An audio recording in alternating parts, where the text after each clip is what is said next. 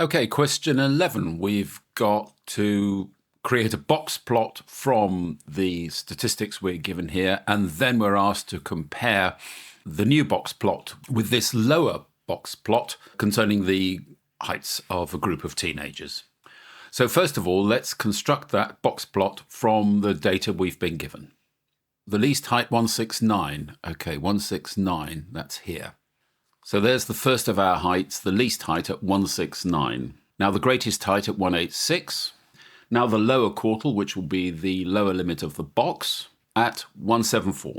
And that's there. And now the upper limit of the box, which is 180. Now we can draw the rest of the plot.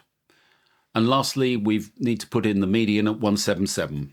So there's the completed box plot, and that completes part A. Part B, we're now asked to compare the distribution of the heights of the adults with the distribution of the heights of the teenagers. So we've just done the adults, these are the teenagers. So what can we say? I always think it's a good idea to first of all compare the medians, and it's clear that the median for teenagers is a lot lower than the median for adults. So let's write that down first. Then I think the next thing you should look at is the interquartile range. And if you look at that for adults and teenagers, the interquartile range is the same. So let's write that down. Now, what about the limits of the heights?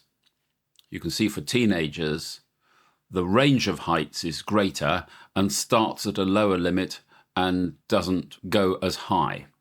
We can also say that the range for teenagers is greater than adults, and that both the limits, in other words, the smallest and the greatest heights, are less than for adults. So all of those points are worth mentioning for your full marks there.